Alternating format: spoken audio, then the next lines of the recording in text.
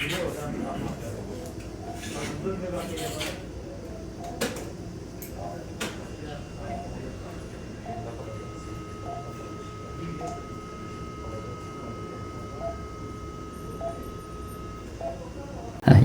yaşında hastamız sağ omuzunda humerus dediğimiz omuz kısmında parçalı bir kırığı gelişmiş. Çok parçalı bir kırık olduğu ve yaşı da ileri olduğu için hastamıza çok ameliyata yanaşılamamış dış merkezlerde.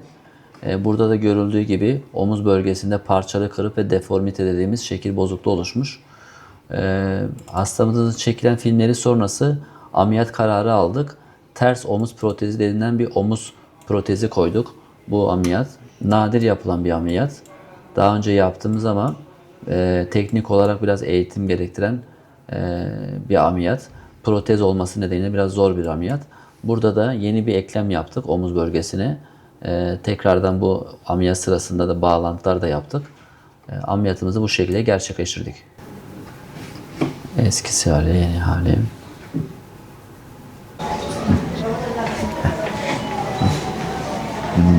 Merhaba Sami Bey, nasılsınız? İyi misiniz? Geldiniz. Geçmiş İyiyim. olsun.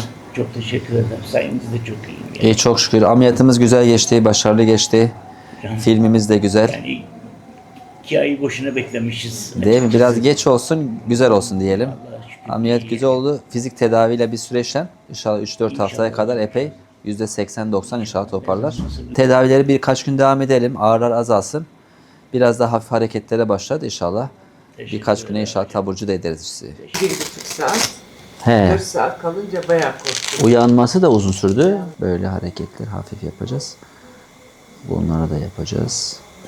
Yumruk yap bakalım, böyle yumruk. Ben ortopedi uzmanı Doktor Mehmet Yavuz Başar, Batman Eğitim Araştırma Hastanesi'nde görev yapmaktayım. Sami Bey'imizin dün ameliyatını yaptık. Daha önce 2,5 ay önce omuzunda parçalı kırık ve çıkık nedeniyle takip edilen bir hastamız. Ameliyatında da ters omuz protezi uygulamasını yaptık.